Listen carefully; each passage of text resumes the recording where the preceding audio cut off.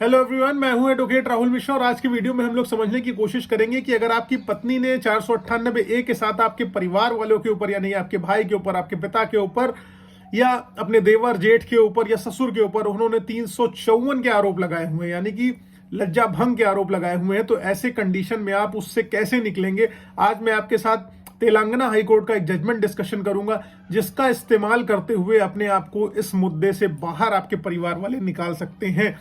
अब मैं स्टार्ट करूं वीडियो उससे पहले आप सभी से मेरी रिक्वेस्ट है कि अगर आप लोग चैनल पर नए आए हैं, पहली बार आ रहे हैं या अभी तक सब्सक्राइब नहीं किया तो सब्सक्राइब करिए, प्लस बेल आइकन दबाइए जिससे आपको नोटिफिकेशन सबसे पहले मिल सके।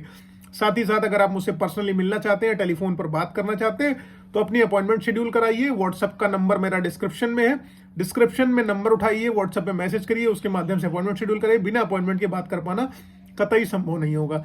चलिए हम लोग वीडियो स्टार्ट करते हैं। देखिए, तेलंगाना हाईकोर्ट का जो जजमेंट मैं डिस्कशन करने जा रहा हूं उसमें सवाल क्या था कि आखिरकार 354 लगती कब है, 354 कब लगेगी। देखिए, 354 का मामला वहां पर बनता है जब किसी महिला का शील भंग करने की कोशिश करी जाती है, उसका लज्जा भंग करने की कोशिश करी जाती है। इंटेंशन ये होता है कि उसकी शील और लज्जा भंग हो जाए और उसके लिए असॉल्ट किया जाता है, ठीक है। और क्या होता है, क्रिमिनल फोर्स का यूज किया जाता है, यानी कि outraging the modesty of women by criminal force.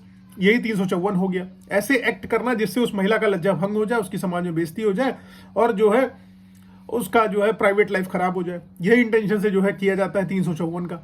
अब मैट्रिमोनियल केसेस जो भी आपके होते हैं, मैट्रिमोनियल केसेस होते हैं तो पत्नी जो है अमूमन आप लोगों ने देख रखा हुआ 354 का सेक्शन लगा देती है, बहुत ज्यादा प्रयोग कर रही, मतलब बहुत गलत तरीके से 354 के एलिगेशन 498 के साथ आपकी पत्नी लगा देती है। अब पत्नी क्या करती है, क्योंकि हैरेस करना होता है फैमिली मेंबर्स को, तो दूसरे परिवार के सदस्य जो भी होंगे, मतलब ससुर होंगे, देवर होंगे, जेठ होंगे, उनके ऊपर ये सारे के सारे आरोप लगा देती हैं कि मेरे साथ इन्होंने छेड़छाड़ करी, मेरा हाथ पकड़ा।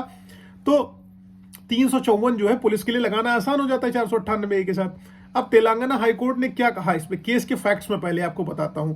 देखिए, केस के फैक्ट ये थे, एक व्यक्ति था जो हाईकोर्ट में बेसिकली कंप्यूटर रिपेयर का काम करता था। हाईकोर्ट में जो था वो कंप्यूटर रिपेयर का काम करता था और उसके ऊपर एलिगेशन लगाए गए थे कि हाईकोर्ट के रजिस्ट्रार के नौकरानी के साथ उसने गलत व्यवहार किया था। अब गलत व्यवहार में उसने क्या किया था, रेप नहीं किया था, गलत व्यवहार में उसने क्या किया था, महिला का आरोप था कि जब वो नौकरानी उसको पानी देने आती है तो वो आदमी उस महिला का हाथ पकड़ लेता है, जिसके कारण से उसकी चूड़ियां टूट जाती हैं और महिला ने शोर मचाया और फिर वो आदमी वहां से भाग गया।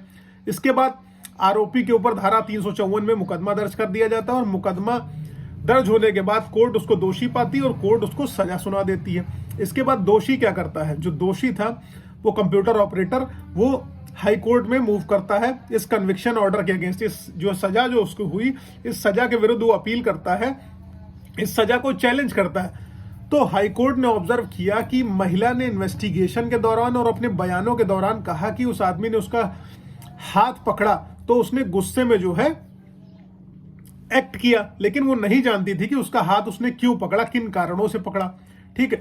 तो यहां तक तो चीजें क्लियर हो गई कि उसका हाथ पकड़ा गया, किन कारणों से पकड़ा गया, उस महिला को एकदम नहीं क्लियर था, ठीक है।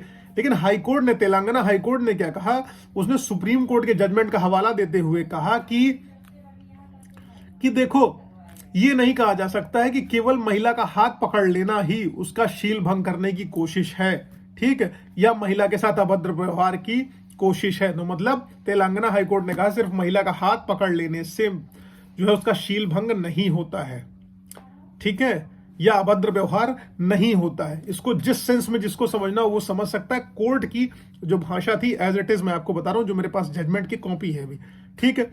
उसके बाद कोर्ट ने क्या कहा, कोर्ट ने कहा कि केवल महिला का हाथ पकड़ने से पुरुष के इरादे का पता नहीं चल सकता है और ये पता नहीं लगाया जा सकता कि उसका इंटेंशन क्या था।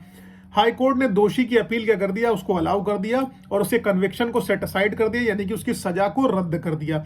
और हाई कोर्ट का कहना था कि ऐसे में 354 का मामला किसी कंडीशन में बनता ही नहीं है। तो इसी तरीके के आरोप जो होते हैं, आपके मैट्रिमोनियल विवाद जो भी होते हैं, आपकी पत्नी आपके ऊपर आरोप लगाती है, आपके परिवार वालों के ऊपर आरोप लगा जाती है कि उसका हाथ पकड़ा, उसके साथ अभद्र व्यवहार किया और जो उसकी शील भंग करने की कोशिश करी, ये सारे के सारे आरोप होते हैं जो बेबुनियाद होते हैं। सिर्फ स्टेटमेंट दे देने से उसके ऊपर सेक्शन चार्जेस फ्रेम हो जाते हैं, आरोप लग जाता है, सजा मिल जाती है। तो इस जजमेंट का आप प्रयोग करते हुए अपने परिवार वालों को, जो 354 का सेक्शन लगा हुआ है, इससे बचा सकते हैं, अपने आप को सेव कर सकते हैं। गूगल करिएगा, you will get this judgement over there. और आई होप, देखिए जजमेंट्स जो बहुत सारे आते हैं, उन जजमेंट्स को लिंक करना सीखिए। जजमेंट्स को जब आप लिंक कर लेंगे, अपने केस में फिट बैठा लेंगे, तो सारी की सारी चीजें आपके फेवर में निकल कर चली आएंगी। लेकिन अगर आप उसको फिट नहीं कर पाएंगे, अननेसेसरी में हैरेस होने लगेंगे अपने आप ही, तो उसका कोई इस्तेमाल आप नहीं कर पाएंगे और परेशान ऐसे ही होते रहेंगे। ये जजमेंट जो एकदम अलग तरीके का था, लेकिन मैंने इसको यहां पर लिंक कर दिया, मैट्रिमोनियल विवादों में लाके लिंक कर दिया। तो इसको आप लिंक करके निकालिए और अपने आप को बचाइए। हम लोग एडवोकेट से, हमारा काम ही यही है कि दैट हम सेव करें चीजों को, ठीक है। तो अगर क्लियर है तो प्लीज लाइक से सब्सक्राइब करना मत भूलना। और अगर फेसबुक, इंस्टाग्राम, ट्विटर पर आपने मुझे अभी तक फॉलो नहीं किया तो वहां पर फॉलो करना। वहां पर मैं अपनी पर्सनल लाइफ से रिलेटेड चीजें डालता हूं और वहां पर चलिए आइए दोस्ती करते हैं। Thank you so much. जय हिंद।